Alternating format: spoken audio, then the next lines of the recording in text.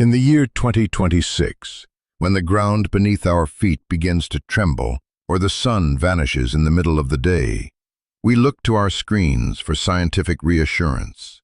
We speak of tectonic plates shifting deep within the crust, or the mathematical precision of orbital mechanics. But for the people who built the pyramids, for the civilization that mapped the stars long before the telescope, these were not natural events. They were the violent spasms of a dying reality.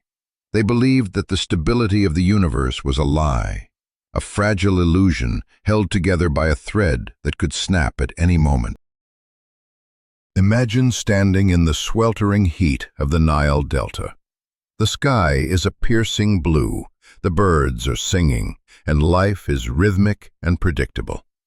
Then, slowly, a shadow begins to eat the light. The temperature drops, the birds fall silent. The air becomes heavy with a static charge that makes the hair on your arms stand up. This was not an astronomical curiosity. This was the moment the ancient Egyptians believed their worst nightmare had finally breached the walls of creation. They did not see a moon crossing the sun. They saw a mouth, a jaw unhinging to swallow time itself.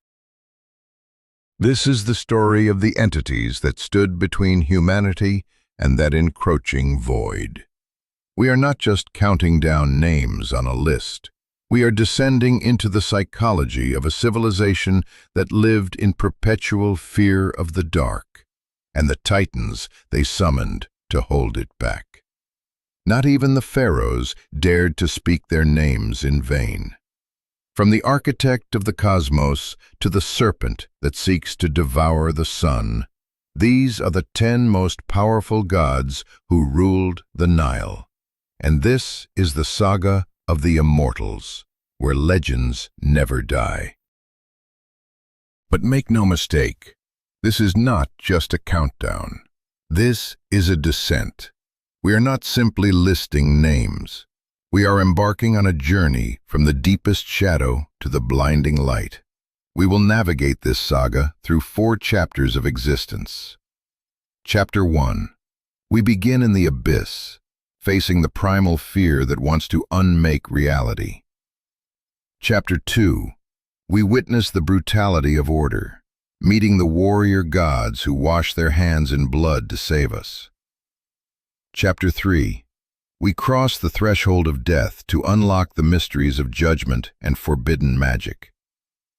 And finally, Chapter 4. We confront the absolute truth, entities so vast they defy the laws of physics. Stay with us until the end, because the deeper we go, the thinner the line becomes between a god and a monster. Welcome to the Watcher's Archives. To understand the gods, we must first understand the monster that necessitates their existence. We begin our descent at number 10, with the primordial threat that makes all other power necessary. Meet Apep, the serpent of the void and absolute chaos, the darkness that wants to devour time. To call Apep a god is a misunderstanding of his nature. Apep is not a god in the traditional sense. He is an anti-god. He is an unnatural force, the embodiment of Isfet, the chaotic energy that existed before creation, and vows to return the universe to absolute nothingness. Imagine the universe before the Big Bang. No light, no matter, no time. Just an infinite, silent ocean of nothing. That is Apep's home, and that is where he wants to drag us back to. While other deities represent life, death, or justice, Apep represents non-existence. He is the static on the radio of reality. He is the eternal enemy of Ma'at, the universal balance. The ancient Egyptians believed that existence was not a permanent state, but a temporary bubble floating in an ocean of destruction. And that bubble was under constant siege. Every single night, as the sun dipped below the western horizon, The Egyptians did not simply believe the day was over. They believed a war of epic proportions began in the underworld. This battle is not just a legend, but the explanation for why the world keeps turning. Picture the solar bark of the sun god Ra, a vessel of pure light navigating the subterranean river of the Duat. The darkness down there is thick, suffocating, and alive. Waiting in the shadows is a coil of scales the size of a mountain range. Apep. He uses a deafening roar that shatters the concentration of the gods and a paralyzing gaze to try and stop Ra's bark. This is a psychological horror story played out on a cosmic scale. The roar of Apep isn't just noise, it is the sound of madness, a frequency designed to unmake the mind. If he stops the boat, the sun does not rise. Time stops. Biology fails. If Apep were to triumph, reality would disintegrate, the Nile would dry up, and the stars would fall from the firmament. For the Egyptians, the fact that the sun rose every morning was proof that chaos had been defeated once again by the joint effort of the gods. Every sunrise was a military victory. Every dawn was a gasp of relief. But this war did not stay in the underworld. For the ancient Egyptians, Apep was not a distant or abstract threat. His fury manifested physically in our world, in this year 2026, and since time immemorial. When the ground beneath their sandals lurched and cracked, when temples toppled and the Nile flooded violently, they did not see geology at work. It was believed that earthquakes and solar eclipses were the direct consequences of his struggle against Ra. When the earth shook, it was not due to the movement of plates, but because of Apep's thrashing as he was wounded by Seth's spear or the knives of the solar guardians. The physical world was merely the skin of the universe, and the movements of the serpent beneath it caused the very ground to convulse. But the most terrifying manifestation was the eclipse. Eclipses were moments of absolute panic, interpreted as instances in which the serpent finally managed to swallow the sun in broad daylight. Imagine the hysteria. The source of all life is disappearing. The cold breath of the void is touching your face.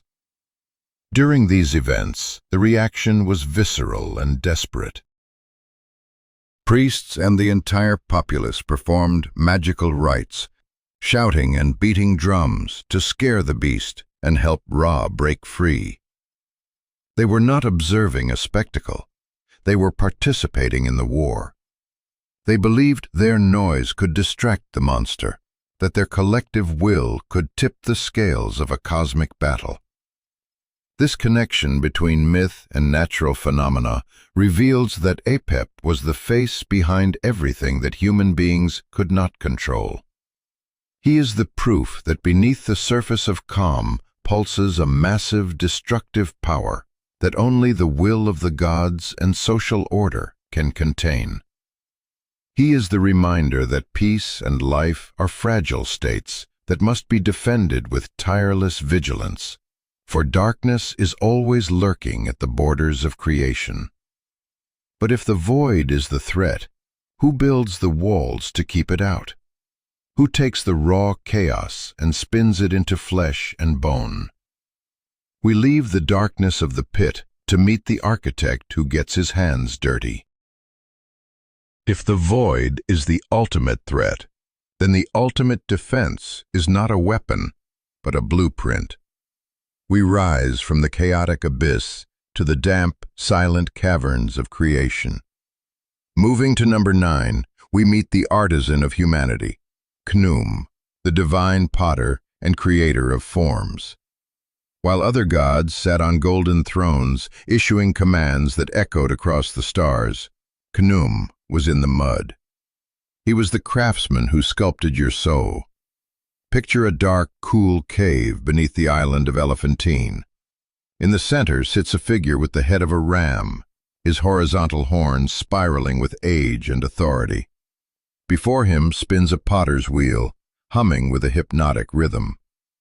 Khnum gets his hands dirty with the primordial clay, the raw, chaotic sludge of the riverbank. He does not snap his fingers to create life. He works for it.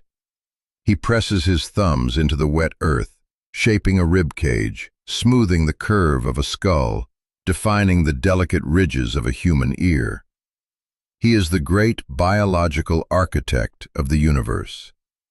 But he builds more than just flesh.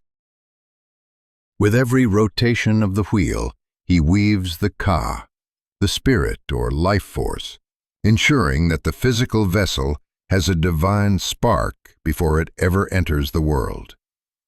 No two beings are alike, because Khnum devotes absolute care to every detail, defining not only physical appearance, but also the abilities and character of each individual. He was the silent partner in every birth, the indispensable ally of midwives, supervising the breaking of the mold to allow the soul to gasp its first breath of earthly air. But Khnum's hands held something far heavier than clay. He held the throttle of Egypt's survival. Although primarily known for his role as a potter, Khnum possessed devastating political and economic power. He controlled the flooding of the Nile. It was believed that the lifeblood of the civilization originated from a secret cavern beneath his feet in the region of the First Cataract. Imagine standing before a massive stone gate deep underground. Khnum had the power to open or close the floodgates of the abyss. With a slight turn of his wrist, he decided whether the fields would turn green with abundance or crack open under the baking sun. He decided whether children would feast or starve. This was not a metaphor. This terror is dramatically narrated in the famous famine stela, which tells of a time when the Nile failed to rise for 7 years.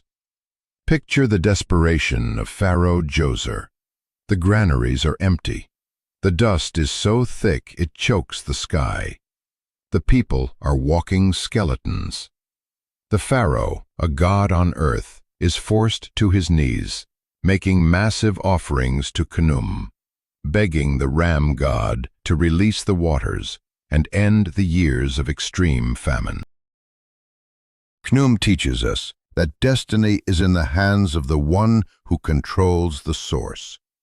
Life depends as much on the spiritual spark as it does on the intelligent management of natural resources. But if Khnum is the calm controller of the waters, the next entity is the violence that lurks within them. At number 8, fear the river's edge. Meet Sobek, the lord of the waters and indomitable force, the predator who became a protector. If Khnum is the engineer, Sobek is the monster in the machine, depicted as a man with the head of a crocodile or as the animal itself. This god embodied both the lethal dangers and the blessings that flowed from the Nile. The Egyptians looked at the murky water and saw divinity. It was believed that the Nile was born from Sobek's sweat, directly linking him to the annual flood that fertilized the land. The river was not just water, it was the perspiration of a giant ancient reptile. Sobek represents the personification of nature's most wild and visceral power. In his temples, such as Kom Ombo, live crocodiles were raised as sacred beings, adorned with gold jewels and fed the finest meats, symbolizing the physical connection between man and the divine power of water. But this worship was born of terror. Sobek was a god feared for his aggressiveness, yet invoked as a shield against evil. His brute strength was vital for defending the righteous. Even the gods needed a monster on their side. Ancient texts mention that Sobek helped Horus recover the remains of his father, Osiris, from the depths of the water. He was the necessary guardian who used his predatory nature to keep chaos at bay. This reverence for the predator birthed one of the most intense and macabre rituals in the ancient world. Beyond his official cult, there existed a popular belief charged with mysticism and danger. It was said that eating the flesh of a Nile crocodile allowed a warrior to directly absorb the god's brute strength. Visualize the scene. A warrior stands on the muddy bank, a slain beast at his feet, a creature that is the apex of evolution, a biological tank. This was not a common act of feeding, but a rite of transmutation. He slices into the tough, armored hide. He consumes the raw, metallic-tasting flesh of the river's most lethal animal. In doing so, he supposedly acquired Sobek's endurance, speed, and ferocity, becoming practically invulnerable on the battlefield. This sacred cannibalism reflects the deep Egyptian obsession with the transfer of energy. To be an invincible leader, you had to be capable of assimilating the essence of the supreme predator. However, this practice was viewed with ambivalence. On one hand, it was a hunter's ultimate honor, but on the other, it was considered a direct challenge to the god's sovereignty. Sobek reminds us that the force of nature must not only be worshipped from the shore, but must at times be integrated into our own spirit to survive in a hostile world. We have seen the creation of the body and the strengthening of the flesh. Now we must face what happens when that flesh fails. We approach the threshold of the unknown. You take your final breath. The noise of the living world is cut off, like a candle snuffed out by a wet finger. Darkness swallows you, but you are not alone. You have reached the inevitable destination of every pharaoh and peasant alike. Coming in at number 7, we meet the keeper of the scales, Anubis, the lord of thresholds and guardian of souls. In the modern imagination, death is a reaper, a skeletal thief who comes to steal life away. But Anubis is different. He is probably the most iconic and mysterious figure of ancient Egypt, and his role is not that of a dark reaper, but that of a compassionate guide and a supreme technician of immortality. Imagine waking up in a silent, sterile chamber. The air smells of natron salt, cedar oil, and frankincense. Standing over you is a towering figure with the sleek, obsidian head of a jackal. He does not frighten you, he studies you. Anubis is the ultimate protector of necropolises and the patron of embalmers. He is the scientist of the soul. Ancient texts tell us that he invented the art of mummification to restore the body of the god Osiris, establishing the protocol that would allow all men to aspire to eternal life. He is the reason the Egyptians became obsessed with preserving the flesh. They believed that if the vessel rotted, the passenger would be lost forever. But his true power is not in the tomb. It is in the courtroom of the dead.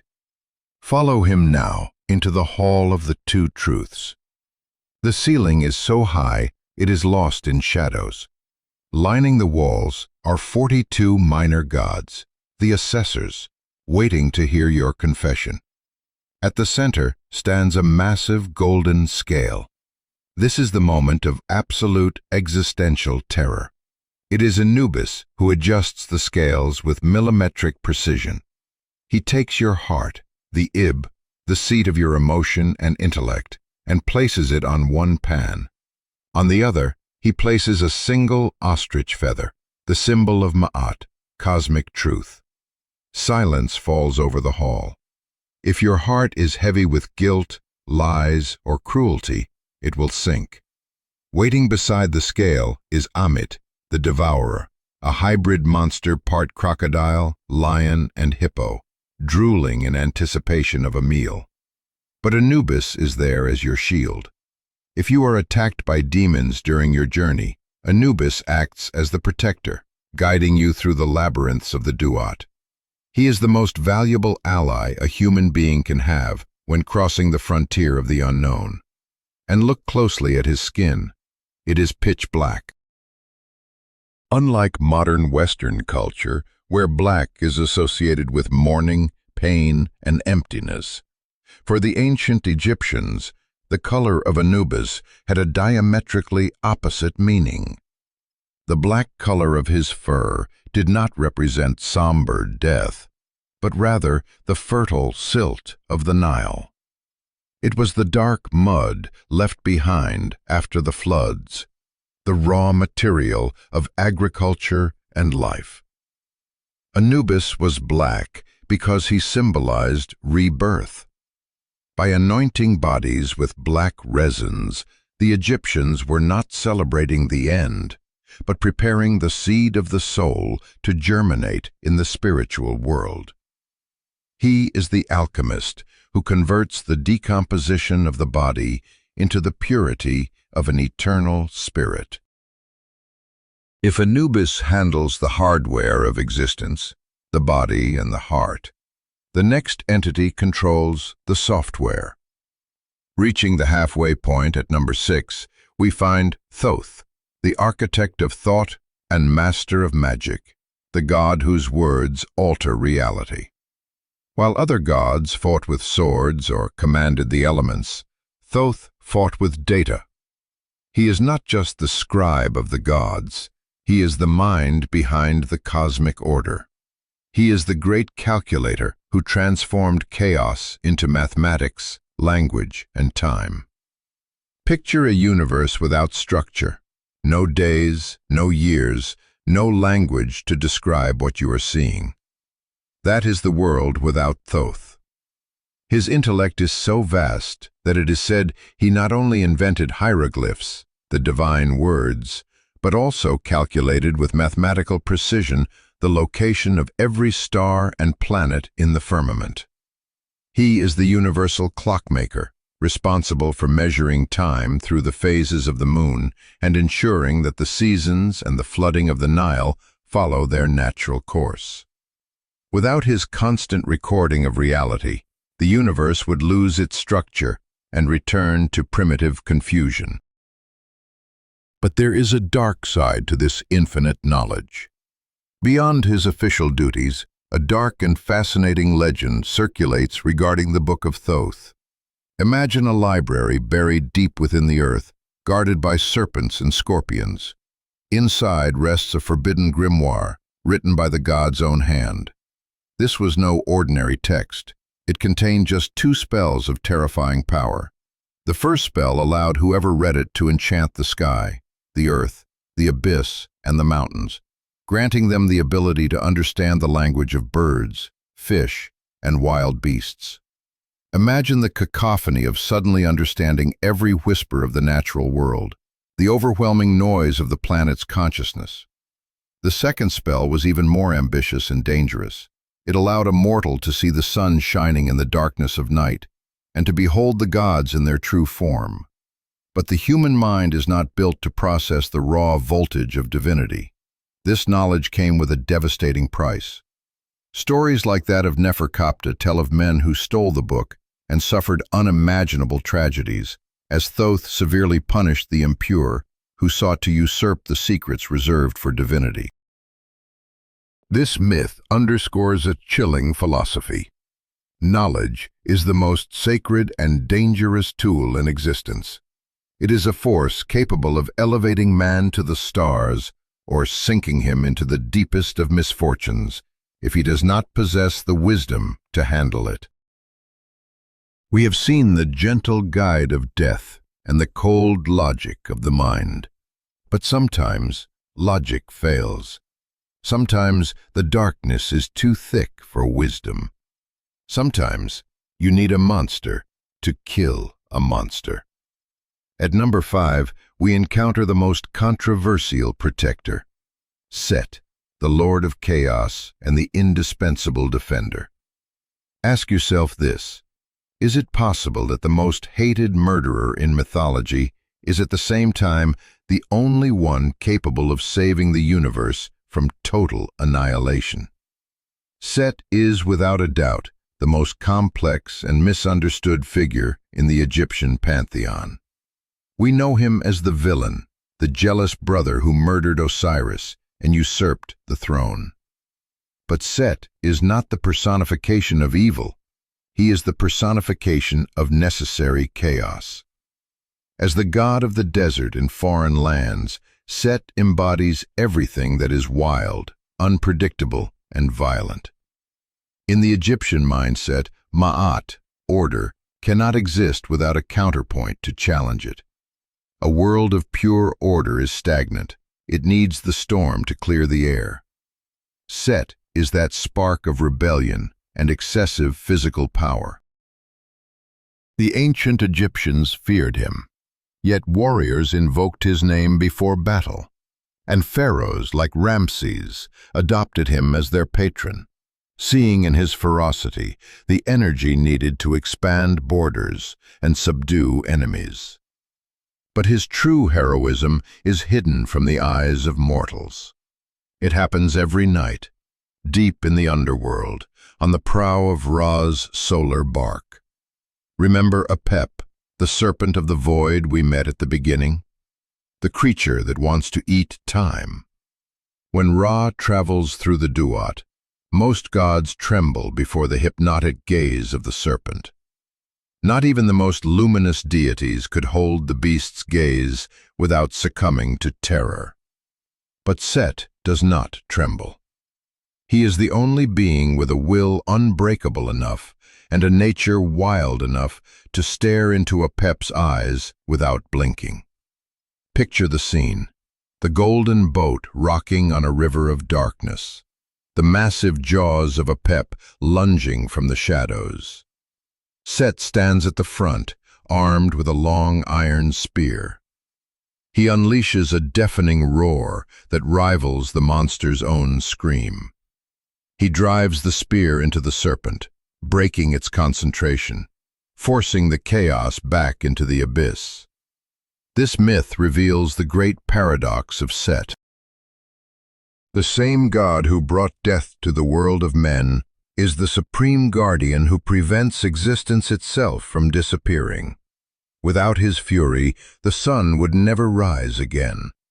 He teaches us that sometimes civilization survives only because it keeps a monster on a leash to fight the wolves at the door.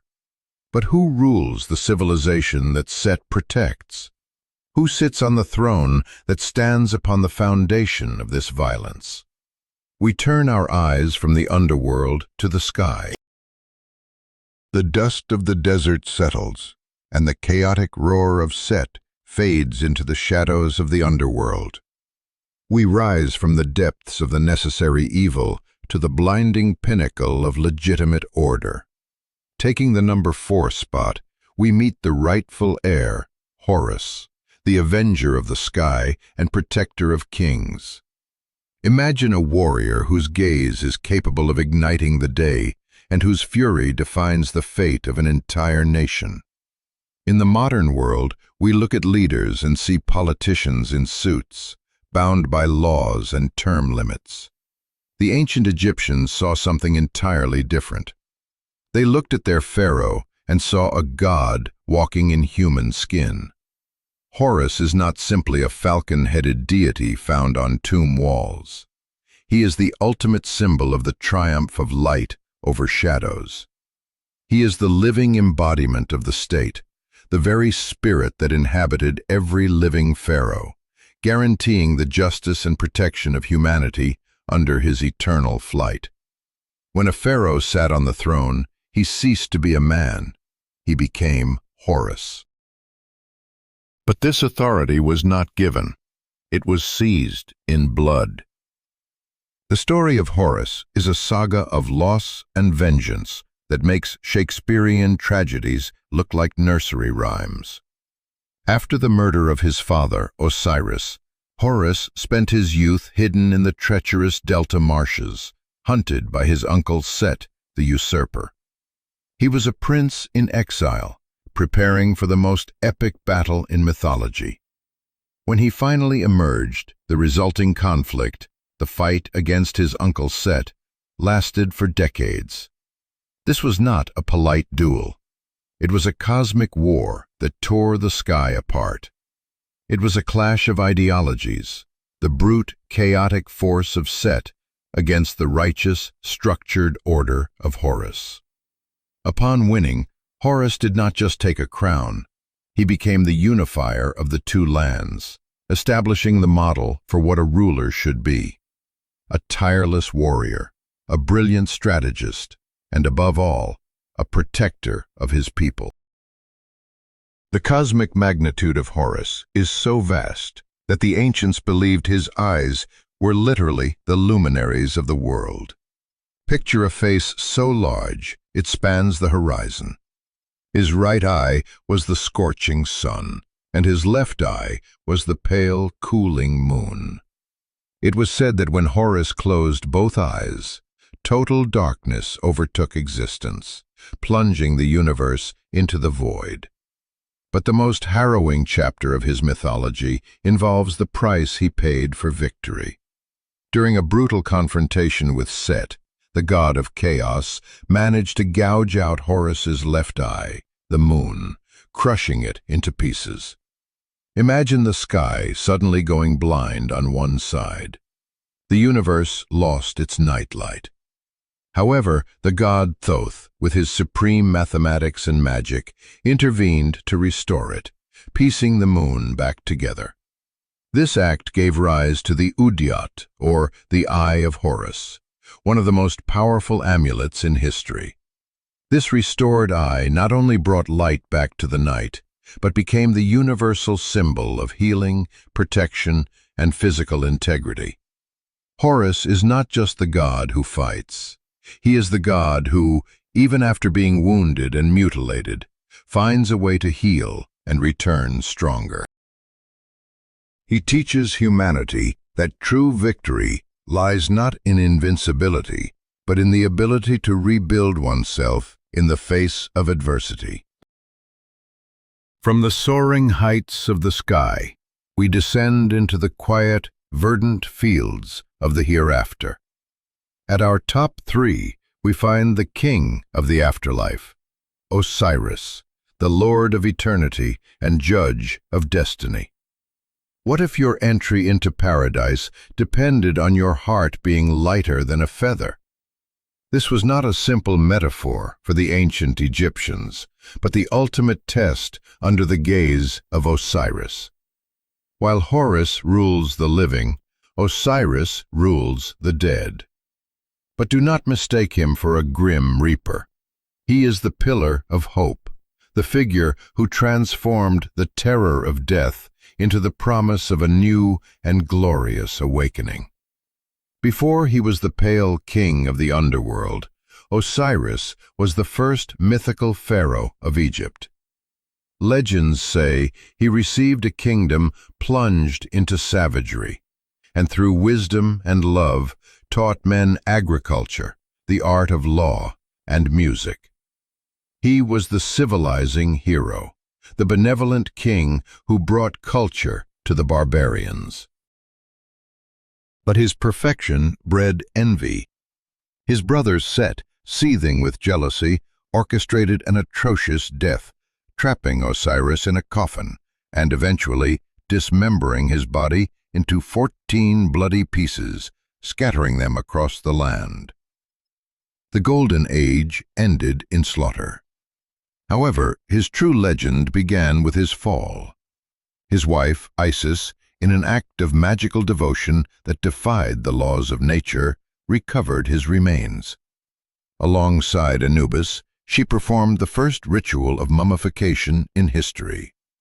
Upon being reassembled, Osiris did not return to mortal life. He transcended. He became the first immortal being. This milestone changed history forever. For the first time, death was not the end, but a transition. Osiris proved that Ma'at always triumphs over chaos. Now picture him in the Duat.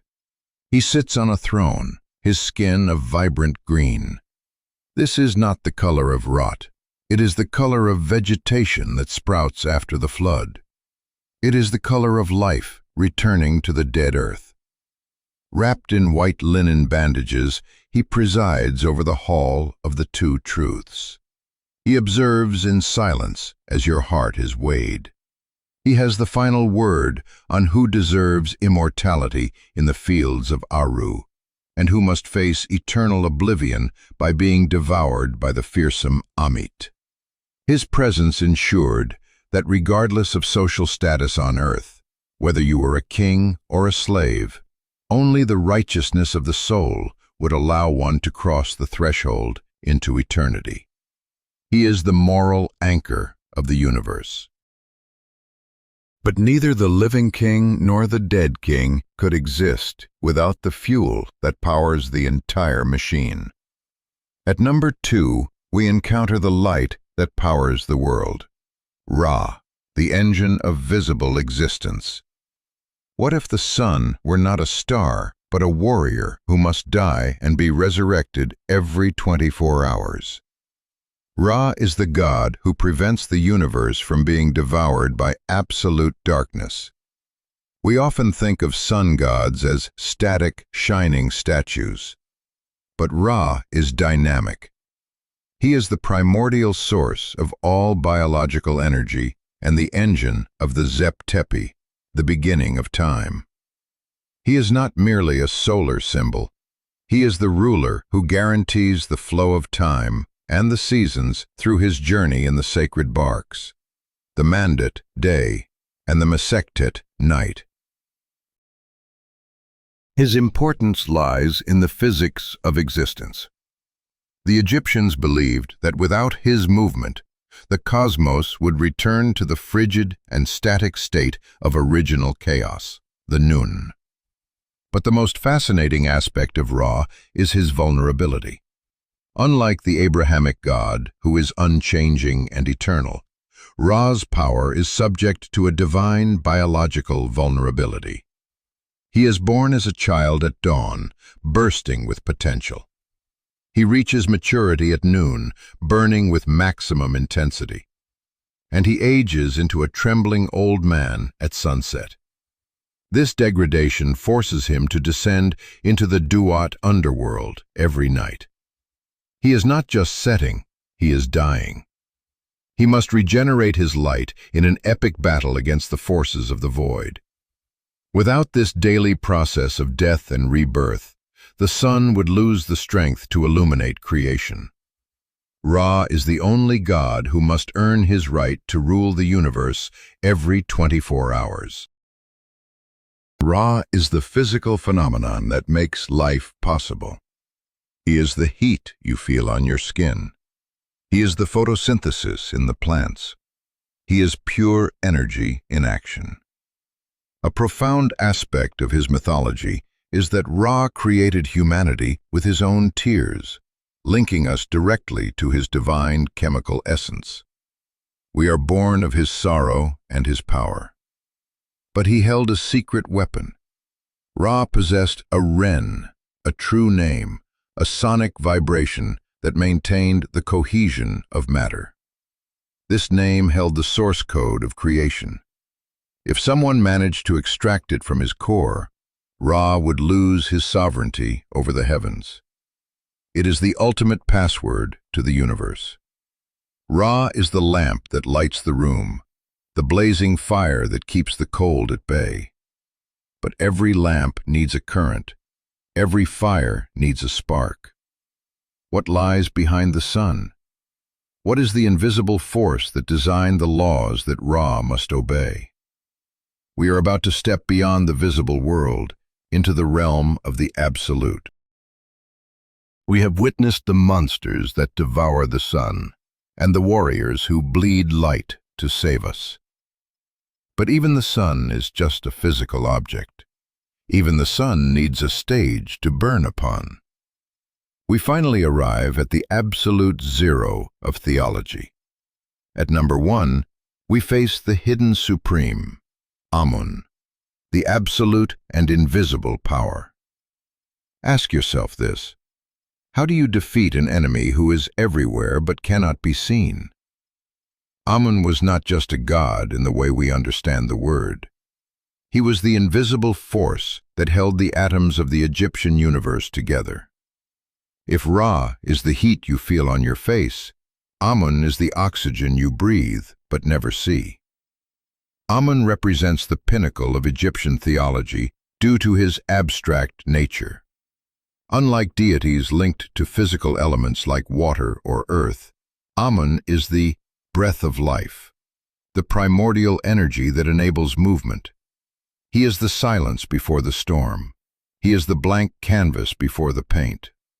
He is a self-created god, the Zep Tepi, who emerged from the chaos of Nun before time began. In the grand machine of the cosmos, he is the uncaused cause that sustains the fabric of reality from the imperceptible.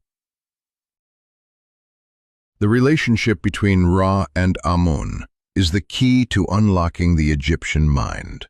Ra is the physical phenomenon. Amun is the metaphysical concept.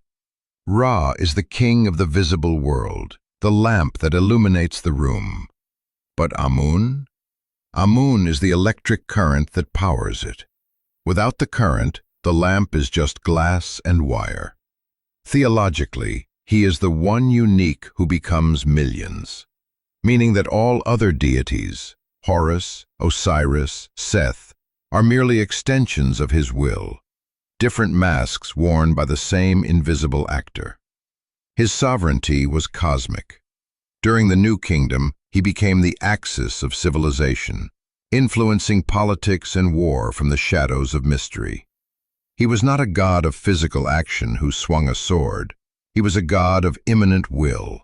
His invisible presence determined the fate of kingdoms. He is the intelligence that precedes matter, the architect who designed the laws of reality before light existed. His nature is so elusive that his very name, Amun, translates to the Hidden One. The ancient Egyptians struggled to describe him, resorting to descriptions that sound more like quantum physics than mythology. They believed his body was made of divine lapis lazuli, not the stone itself, but a substance vibrating at a frequency invisible to the human eye. Imagine a being made of pure blue vibration. He spoke himself into existence through the cry of the great cackler, a sonic blast that initiated the vibration of matter. In Thebes, the priests warned that uttering his secret name would disintegrate reality, so they used epithets instead. His shadow was the night, and his breath was the desert wind. His true form was described as black light, an energy perceptible only by the soul liberated from the body. His priests used chants at specific frequencies to connect with this invisible vibration. He is the only god who cannot be destroyed or forgotten as long as air exists, because he is the force in the space between things. We have walked from the chaos of the abyss to the invisible architecture of the atom. We have seen gods who build bodies from mud, and gods who weigh hearts against feathers. But here is the haunting realization that this list forces us to confront. We look at these ancient myths and call them stories. We think we have outgrown them. We think we replaced Amun with gravity, and Ra with nuclear fusion, and Apep with entropy. But have we? The ancient Egyptians didn't just worship statues. They worshipped the forces that govern our existence. They understood a terrifying truth that we often forget, that order is an anomaly. The natural state of the universe is Apep, chaos, cold, and silence. Existence is a struggle. Every heartbeat is a victory against the void. Every sunrise is a crisis averted. We built our skyscrapers and our internet on the same fragile crust that they built their pyramids on. We are still sailing on a tiny boat of light through a dark, infinite ocean, hoping the sun rises one more time. So, as you sit here, breathing the air you cannot see, powered by a sun you cannot control, ask yourself this: do you choose to live like Ra, burning yourself out every day to create something visible and bright? Or do you choose the path of Amun, operating in the shadows, unseen but essential, the hidden force that holds everything together? The choice is yours, the visible hero or the invisible architect. But remember, the Egyptians believed that even the gods had enemies. And if you think a serpent eating the sun is the biggest thing to fear, you are wrong. There are things in the ancient world that did not fit on this list because they were not gods. They were something else, something bigger, something that walked the earth and made the ground tremble under its own weight. If you are ready to scale up the horror, you need to see what we found next. Subscribe and prepare yourself. The giants are waking up.